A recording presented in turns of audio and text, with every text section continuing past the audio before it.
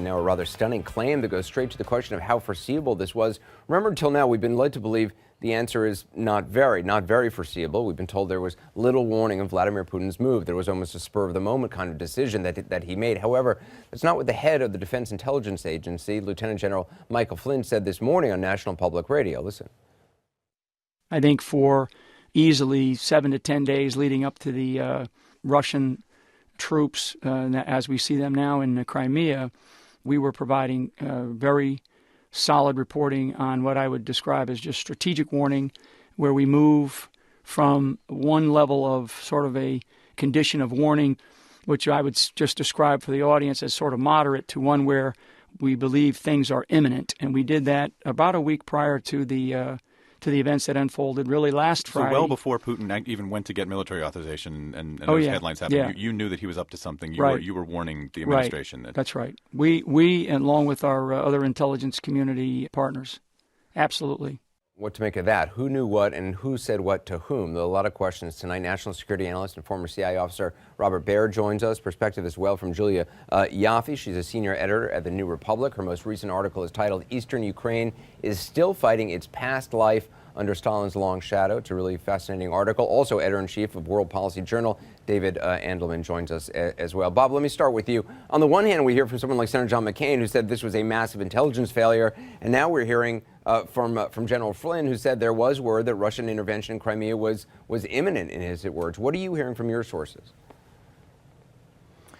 Well, the question is, where did the intelligence go? That's always the problem. I talked to the State Department today, a senior official, and said, Kerry didn't know about the invasion when he was talking to Lavrov right up until the invasion. I mean, he was taking Lavrov's word for it, that there would be no invasion. And Secretary of State Kerry saw no intelligence which would convince him otherwise. The problem is when you stovepipe this stuff, you don't know where it ends up and who takes it seriously. It's a big intelligence community, and may have been miscommunications here. David, you wrote a column earlier this week, which you said that Putin had already won. What do you mean by that? Well, in effect, what he really wanted was Crimea, and he's gotten Crimea. Crimea is of vital strategic importance to first to the Soviet Union out of Russia. It helps guarantee their outlet to the Mediterranean, to the Black Sea. Sure. It's a critical, vital importance, and he has that now. Julia, in your latest piece in The New Republic, and I've been following you on Twitter all week long because it's been really fascinating to read your stuff, you reference a comment that Putin made back in 2008 at a NATO summit where he told then President Bush that Ukraine isn't even a country. We had Professor Stephen Cohn on last night when I was in Kiev, and he said the same thing, that it's not even a country. Obviously, a lot of people in Kiev take great issue to that. How much is that kind of thinking driving Vladimir Putin's actions right now? I think it's driving a large part of his actions. I mean, he's part of a generation that grew up with Ukraine just being another province of the Soviet Union. It was ruled from Moscow. Now all of a sudden it's its own country, and we have to negotiate with it over our own naval base. That sounds crazy to him, and I think it's pretty widespread that this is not, that these borders are fictitious. Well, Julia, also one of the things you've been writing about this week, which I've been following, is that much has been made of sort of language divide in Ukraine, the Russian-speaking parts in the east and in Crimea and other parts, the pro-Russian side, the pro-Western side. But you say there's more of a generational split going on in Ukraine that really impacts all of this. Explain that. That's right. Well, when we see on our TVs, or in newspapers, a map of Ukraine, it's often split in half, and we see the Russians speaking east and the Ukrainians speaking west. The problem with that is that most of the country speaks both Russian and Ukrainian. The question is which one comes first. And that's not even the issue. Like I said, this was all part of a big Soviet space, and by Stalin's design, this was an inherently Russian space, a Russian-speaking space, despite all of the nationalities that came under the Soviet umbrella.